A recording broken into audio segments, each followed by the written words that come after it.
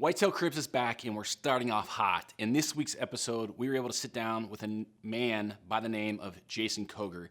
And to put it short, the dude has robotic hands. He is the world's only bilateral amputee with 2 robotic hands. We also recorded a podcast with Jason, so if you want to learn more about his story and how he actually lost his hands and the accident and how he overcame all of these hardships, be sure to tune into the podcast. Jason's story is really inspiring. It's super powerful. And after spending almost an entire day with him, we realized that our platform here at Exodus does not do this man justice, does not do his story justice, does not do his personality justice. So if you guys are enjoying this episode, we want to get this man in front of some powerful content creators, guys like Stephen Rinella, guys like Mark Kenyon. So if you guys could do us all a favor and send this video to Stephen, to Meat Eater, to Kenyon, whoever that may be, but we want to get this guy in the public view. So enjoy the episode. Let's get in it.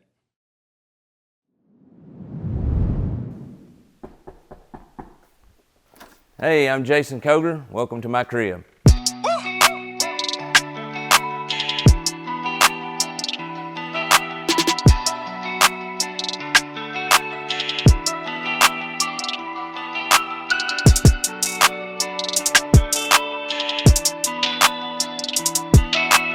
And just to give you a little bit about myself, I'm a bilateral arm amputee. Back in 2008, I was riding an ATV and I came in contact with a down power line. So I took 7,200 volts of electricity, and in order to save my life, they basically had to amputate both of my arms.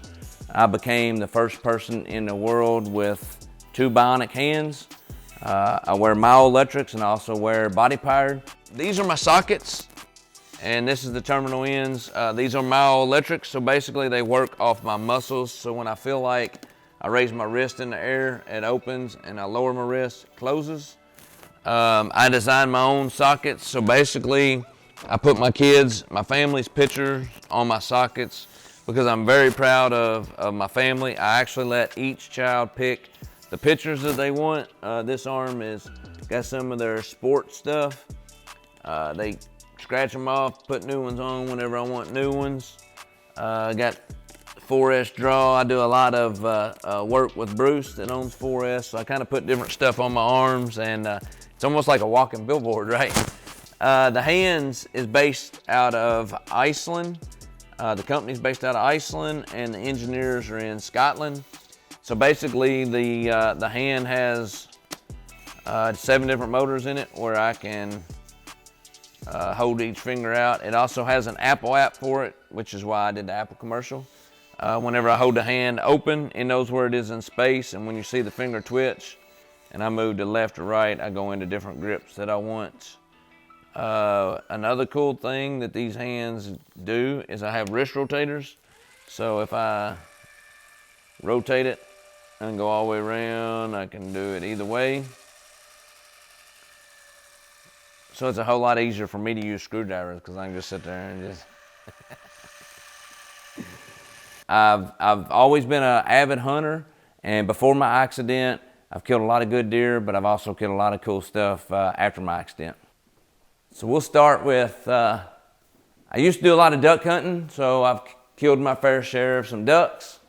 I actually trapped a bobcat, and I'm from Kentucky, so we got him with the UK basketball sitting on Rupp Arena basketball court. This turkey right here, this turkey was my first turkey I killed after my accident. I killed it a month after my accident. I had no prosthetics. The cool thing about this turkey is I didn't think that I would ever be able to hunt again after my accident. Obviously, I didn't have prosthetics. I didn't have any way to do it. And I had a buddy call me and ask me if I wanted to go turkey hunting. I got hurt March 1st of 2008, so this was April. And I told him that, yes, I'd love to. So I went and spent the night with him. And as I was at his house, we decided that at first I thought that I was just going to sit with him and watch him kill a turkey. He had another mindset, and he took this shotgun He took the 2 screws out of the butt of the shotgun. He put a ratchet strap on it, strapped it to my shoulder. He had a tripod on the front with a radiator hose clamp, and he had a string from the trigger to my mouth. So as we sat in his living room, I was dry firing the gun just to see if I could do it. And basically, long and short, I could not turn too much, so the turkey had to come in front of me. Everything had to be perfect. Well, this turkey, he did everything that we needed him to do. He was strutting down the side of a creek bank, and I waited until he got in sight of the front of my gun, and basically I sat there and pulled my neck and shot my first turkey after my accident. So some other cool stuff that I have, after my accident, being the first person in the world with bionic hands, I got a lot of publicity. I've been in magazine articles, newspaper articles all across the country. I was asked to do an episode on Hawaii 5-0. So I did an episode on Hawaii 5-0. It was called the Hookman episode. So obviously I was the bad guy. I killed a lot of people. They couldn't find my fingerprints. And one person that I got to work with was RoboCop. So RoboCop has become a very good friend of mine now. His name's Peter Weller. And I had this painting done, and he actually came to Owensboro and spent some time with me. And while he was here, he autographed the painting for me. And I did something that was really amazing. I feel like in Owensboro, a lot of people don't get to meet famous actors. So I put on a party, and I invited people to come, and I charged $10 a person to get in. And I had no idea how many people would come or what I would do. And the next day, Peter Weller and I sat at my kitchen table and counted all this money, and it was $18,000, and I gave $18,000 to 7 different local charities in Owensboro. And then he came back, and the second time we did it, it was $21,000, and I gave $21,000 to all the elementary schools for Christmas Wish that year. So with me and my situation, losing my arms, I've tried to use it in a positive way, and I've been able to meet some other famous people, and I just try to bring them home and show them what Owensboro is all about, and try to raise money for others. I've got to see a lot of different stuff. I've actually also did a movie with Matthew McConaughey. I did an Apple commercial that was on the Super Bowl in 2014. I've done a MetLife commercial. Been on several different hunting shows, so it's been amazing the journey that I've had.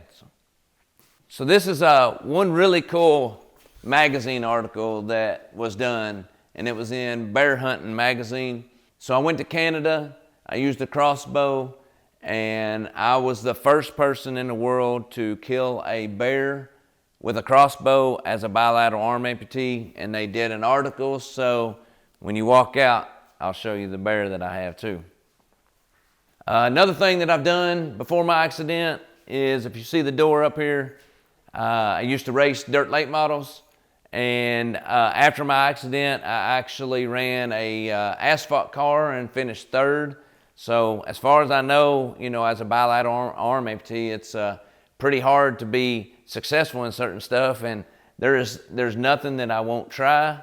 I tell people all the time, I got a couple shirts made. One shirt says, "Look, Ma, no hands," and the other one says, "Don't shoot, I'm unarmed." So I try to just have fun with my accident. My son also raced dirt bikes, so I've had fun with my son. I have 3 children. The time of my accident, I had 2 little girls. Billy Grace was 21 months old, and Campbell was 3 months old. That's my 2 daughters. And then after my accident, we had a son. His name is Axel. So this year, actually, I've done a lot of different deer hunting with some kids. I put them first, especially after some of the deer that I have killed. I took my son. He killed a doe. I took my daughter. She did not want to kill anything except a buck, a certain size buck, so she was unsuccessful. I took 2 kids of my son's friends that never have had the opportunity to go hunting. They both killed does this year, so I kind of put myself on the back burner. This year, I did not kill a deer. I had about 150-inch 8-pointer that I let walk several times because I had trail cam pics of about 170, 180 inch buck, which is what I wanted, and he made it through the year, so maybe next year he'll be a 200. So a lot of people, they see this deer when they come in. This is a little 6-pointer. Yeah, a little 6-pointer. A little story about this deer. My wife's dad was a very big avid hunter, and before we got married, he passed away with a heart attack. And this deer right here was something that Jenny loved seeing above the fireplace. He killed this deer in the 80s, and he mounted it himself, and he killed it with a longbow. So that's one reason we have this deer in the garage, is for her. And then we'll start over here with some of these deer.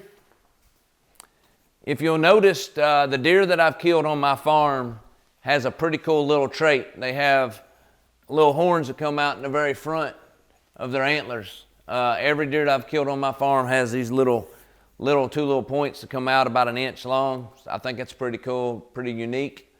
This deer right up here was killed, I don't even know when, but it was back in LBL, public ground, back when I was probably 13, 14 years old. This deer here was killed in Muhlenberg County. This was actually my first deer I ever killed, ever. My great uncle is the one that got me into hunting, so that was my very first deer.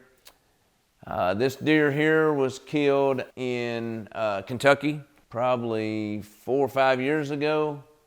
This deer here was killed on my farm. He's a pretty tall deer. This deer right here was killed in Kansas. After my accident, again, I've had opportunities to hunt with different people. And there's a company, a lodge in Kansas called Midwest Whitetail Adventures. And the owner of it is Mark Knight. So I met Mark Knight at the NWTF in Nashville, Tennessee. He loved my story, and he invited me to Kansas to hunt with him. I've been multiple times. The very first year I went, I killed this deer on the very last day with a crossbow. And Mark told me, he said, "I don't care what happens, I want you to kill a deer with me." And we got it on film. So that was a pretty neat little kill. And Mark has become a very dear friend of mine. So I always appreciate the opportunities to hunt with different people in different states. So now we're gonna go over here to my whiskey barrel. Since I'm from Kentucky, we had to do a mount on a whiskey barrel. This deer right here, I killed the year before I got hurt. If you see the wire in his antlers, I killed him with the wire in the antlers like that. I was hunting with a very close friend of mine named Sam Smith, and it was a pretty funny story. We had a lot of pictures of this deer, and his wife, it was at his wife's deer stand. So his wife wanted to kill it, so we were not allowed to hunt anywhere around where we was getting pictures of this deer. And the day before I killed it, Sam called me and said, "Man, weather's gonna be great. Let's go hunt. We're gonna try to, maybe we'll kill a really good deer, but we're not gonna kill this deer." And I told him, I was joking with him, and I said, "Why don't you just go tie that deer up and I'll kill him whenever I get there." So the next day we hunted all morning. We were walking out from the stand and actually jumped this deer up out of a bed, and I shot and killed him. And when we got to him, he was wrapped in all this wire. So Sam tells everybody that he actually tied it up, and all I had to do was show up and kill it. This deer right here, I killed on my farm. I think this was the first deer that I killed after my accident. And the deer walked out. Kind of a funny story. I was rifle hunting. The deer walked out and was tending to a doe. And I pulled up and I shot at him, and my gun would not go off. So I shucked another shell in, shot at him again, still wouldn't go off. Shucked another shell. Long and short, the very last shell that I had, it finally went off, and I killed him. I could not believe that he waited on me to be able to kill him. So it was a pretty neat little deal with killing him. Got a little drop thing going on. Last year I killed about 150 inch 8-pointer, and I do not have it back yet from the taxidermist. So the year before, I killed the biggest deer of my life. This deer right here, had pictures of him all year long. I had probably 3 or 4 daylight pictures of him, and hunted this deer every second that I had. I actually, January come around, and we decided to go to the ATA, and we were at the ATA, still hadn't killed this deer, and season was obviously winding down. We came home from the ATA, my grandmother passed away, and then the week after was the last week of deer season. The very last day of season, it was snowing, it was cold, the wind was blowing. We hunted that afternoon. I did not have any high hopes of seeing this deer in the daylight. I didn't think it was gonna happen. And as I was sitting in the stand, out in front of me, I seen 2 coyotes running towards me. So I was crossbow hunting, I was using crossbow. I changed the boat out. I was gonna use a cheaper arrowhead that I had in it, and I was gonna shoot one of the coyotes. And as soon as they come by, they never gave me a shot opportunity, and they flew right past me and went behind me. I went on and switched the arrows out. Probably 20 minutes later, I had does coming in from my right-hand side. I bet there was 10 or 15 deer come out, and this one came out. He was the last one to walk out. He gave me about a 40, 45 yard shot with a crossbow, and I got it all on film, but he came out. It was 5 more minutes. It would have been too dark to do it. And very last day, last afternoon, shot him right behind the shoulder, went straight through. He ran maybe 30, 40 yards and fell over dead. Got up to him, and I knew he was a booner, but he ended up scoring 187 and 7/8 after the 60-day dry period. And I'm pretty confident that I've killed the largest whitetail in the world as a bilateral arm amputee. So he's got a lot of character, really cool deer. After I shot the deer, I found this shed, the shed of him from the year before, not too far from my deer stand. So it was really cool to be able to have the year before shed off of him. I had this shed scored too, and if the other side was about the same, he would have been about a 170 the year before. So he grossed at a 187 and 7/8. So before we leave, I want to show you the bear. A lot of people think I'm crazy bow hunting a bear in Canada, but the first year was a success. I probably let 10 or 15 bear walk before I shot this one. Shot this one also on the last day. I'm one of them last day guys for some reason. Shot him, brought him home, and then, like I said, found out that I was the first bilateral arm amputee to kill a bear with a bow. And I'm not done yet. I still got to do elk and mule deer, and I got a lot of stuff on my list. I'm wanting to go to Africa and become the first to do a lot of different hunting. So follow me on YouTube. I have a YouTube channel. I'm on Instagram at jkoger84. I have Facebook. I have a fan page. I'd love to share my story with anybody and everybody, just to show people that anything's possible. I mean, that's my whole story. I have my website is www.jasonkoger.com. Don't ever let anybody tell you that you can't do something, because, you know, when I was laying in a hospital bed, the one thing that I enjoy most is hunting, and I thought that my hunting career was over when it was just beginning. All right, it's time to go. I got to start pushing snow today.